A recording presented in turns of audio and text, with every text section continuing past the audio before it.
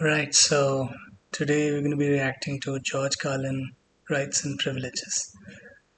Uh, I've been suggested a lot of videos of George Carlin and for a few others as well, but we will go with this one first.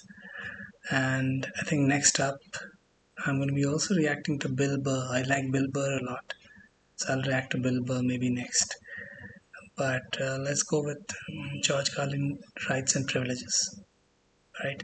I think his references will be mostly American, but I know a thing or two about the American culture, having worked with a lot of Americans. So I think I'll be able to understand that. But we'll see. All right, here we go. One, two, three, go. Here's another one of these civic customs.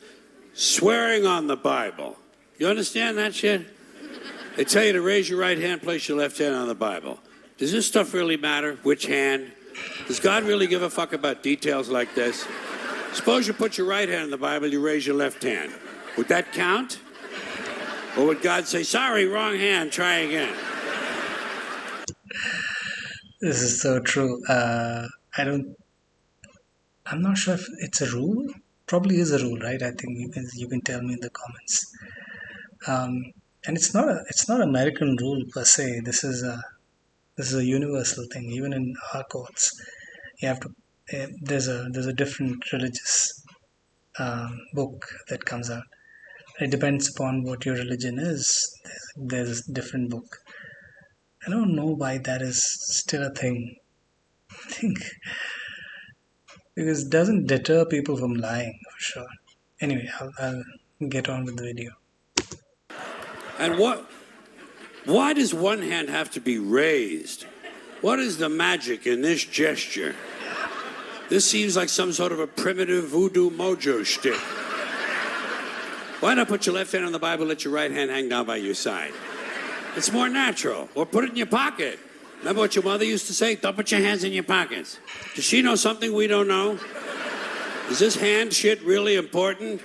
No. Well, let's get back to the Bible, America's favorite national theatrical prop. Oh, okay, that's strong. Suppose the Bible they hand you to swear on is upside down, or backward, or both, and you swear to tell the truth on an upside down, backward Bible. Would that count? Suppose the Bible they hand you is an old Bible and half the pages are missing. Suppose all they have is a Chinese Bible in an American court, or a Braille Bible and you're not blind. Suppose they hand you an upside-down, backward Chinese Braille Bible with half the pages missing. Wow. Okay. So what is it that is expected out of this?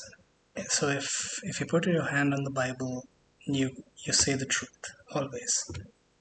But if you don't have a compulsion to say the truth always. You probably not propagating the right behavior. Anyway.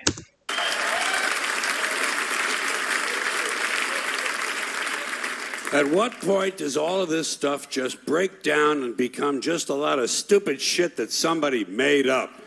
They fucking made it up, folks. It's make-believe. It's make-believe. Now, all right. Okay. Let's leave the Bible aside. We'll get back to the science fiction reading later. The more important question is, what is the big deal about swearing to God in the first place? Why does swearing to God mean you're going to tell the truth? Wouldn't affect me. If they said to me, you swear to tell the truth, the whole truth, and nothing but the truth to help you God, I'd say, yeah. I'll tell you about as much truth as the people who wrote that fucking Bible. How do you like that? Huh?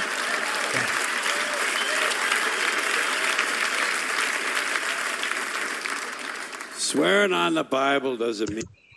Imagine he was saying these things in this day and age when people get riled up for no reason. I mean, there may be a reason, but they get too riled up. People get offended on people's behalf.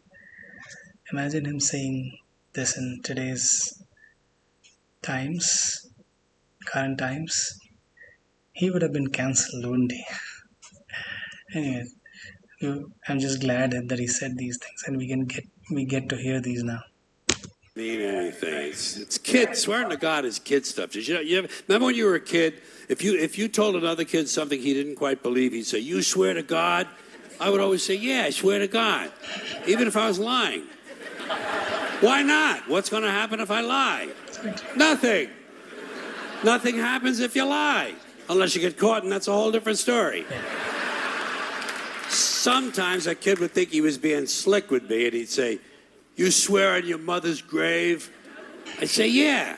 Why not? First of all, my mother was alive. She didn't even have a grave. Second of all, even if she was dead, what's she going to do? Rise from the grave and come and haunt me?" Exactly. She's already dead then. What more can happen to her? Come and haunt me? All because I told a lie to an 8-year-old? Get fucking real, will you?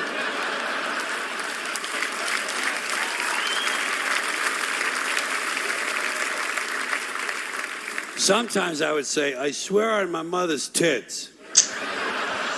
Kids are impressed with things like that. I mean, I don't care about my mother's tits either. I don't care if they fell off. Fuck her. Not my problem. They're your tits, Ma. You keep an eye on them. Swearing to God doesn't mean anything. Swearing on the Bible doesn't mean anything. You know why? Because Bible or no Bible, God or no God, if it suits their purposes, people are going to lie in court. The police do it all the time. All the time. Yes, they do. The police do it all the time? Okay. This is new. It's part of their job to protect, to serve, and to commit perjury whenever it supports the state's case. Swearing on the Bible is just one. I get it. I get what he's saying. And this is also probably universal. That, yes, probably happens. Yes. Everywhere, I think. One more way of controlling people and keeping them in line, and it's one more thing that holds us back as a species. Here's one more item for you, the last in our civics book.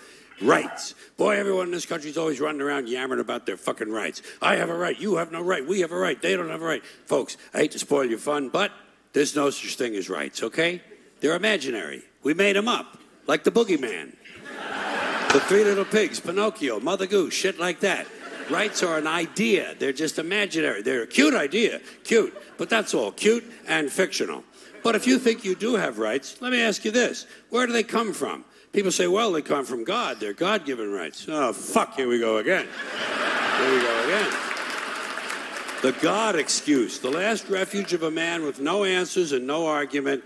It came from God. Anything we can't describe must have come from God. Personally, folks, I believe that if your rights came from God, he would have given you the right to some food every day, and he would have given you the right to a roof over your head. God would have been looking out for you. God would have been looking out for you. But as he said on the other video, he doesn't give a shit. So why would God be bothered about this? Anyway. You know that? He would have been worried about making sure you have a gun so you get drunk on Sunday night and kill your girlfriend's parents. Wow. But let's say it's true. Let's say God gave us these rights. Why would he give us a certain number of rights? The Bill of Rights in this country has 10 stipulations, okay? 10 rights. And apparently God was doing sloppy work that week because we've had to amend the Bill of Rights an additional 17 times. So God forgot a couple of things like slavery. Just fucking slipped his mind. But let's say God gave us the original 10. He gave the British 13. The British Bill of Rights has 13 stipulations. The Germans have 20. I know the answer to that. What the counter to that? That'll come from probably the religious quarters. And then they'll say and this is probably an answer to everything logical. The answer is God works in mysterious ways. And which is really a lame answer to any question that is posed to them. But yeah, it makes a lot of sense what he's saying. 29. The Belgians have 25. The Swedish have only 6. I don't know if we have a Bill of Rights, but we have fundamental rights given to us in our Constitution. I think we have 6. We have 6 rights. And some people in the world have no rights at all. What kind of a fucking goddamn God-given deal is that? Yeah. No rights at all? Why would Okay. God give different people in different countries different numbers of different rights? Exactly. Boredom? Amusement? Bad arithmetic? Do we find out at long last, after all this time, that God is weak in math skills? Doesn't sound like divine planning to me. Yeah. Sounds more like human planning. Exactly. Sounds more like one group trying to control another group. In other words, business as usual in America. Well, now, if you think you do have rights, one last assignment for you. Next time you're at the computer, get on the internet. I think this is not even America specific. This is happening in many other countries. So, but yeah, he's calling out America there. Internet, go to Wikipedia. When you get to Wikipedia, in the search field for Wikipedia, I want you to type in Japanese Americans 1942, and you'll find out all about your precious fucking rights, okay? All right. You know about it. You know about it. No, I don't know about it. So, obviously, Americans fought the Japanese. Japanese Americans. Okay, so maybe something wrong must have happened with the Japanese Americans during that time because America was fighting Japan. They may have faced some hardships. Maybe let's carry on with this. Yeah. In 1942, there were 110,000 Japanese American citizens in good standing, law-abiding people who were thrown into internment camps simply because their parents were born in the wrong country. That's all they did wrong. They had no right to a lawyer, no right to a fair trial, no right to a jury of their peers, no right to due process of any kind. The only right they had, right this way, into the internment camps. Just when these American citizens needed their rights the most, their government took them away. And rights aren't rights if someone can take them away. They're privileges. That's all we've ever had in this country is a bill of temporary privileges. And if you read the news even badly, you know that every year the list gets shorter and shorter and shorter. You see how it's doing?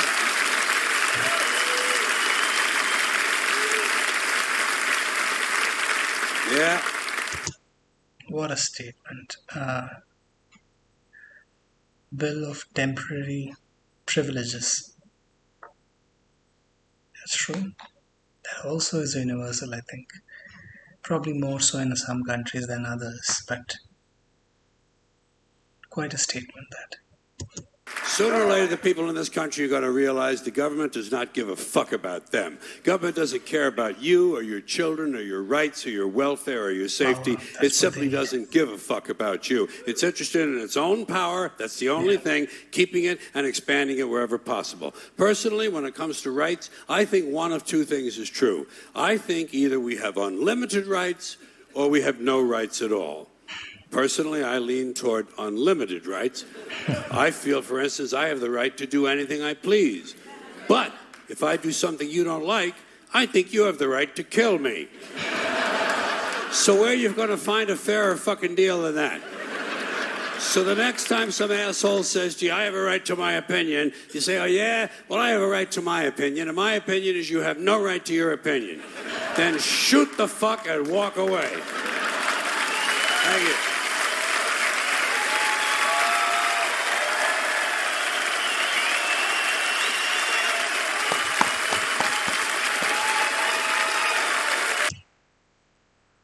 What a powerful piece. I mean, this is a life lesson actually. To those who are, we live in much better times now.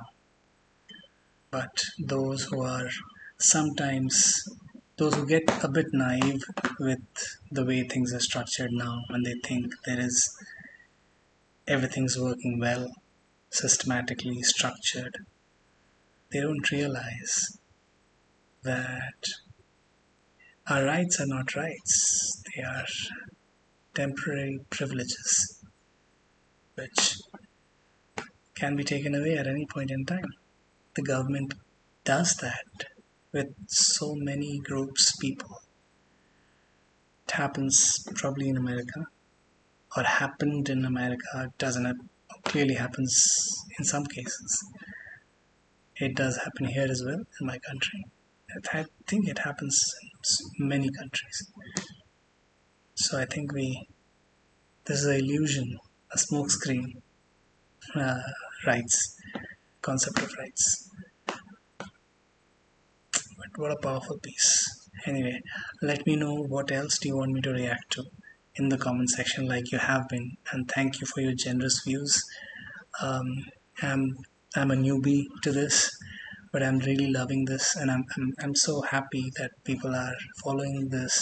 It's not just a reaction channel. This is some place where I can share my opinions, uh, and review some things. So please suggest me what I should do next. But I'm loving the initial journey of this, and loving to know about another culture a bit more in detail in a non-official capacity.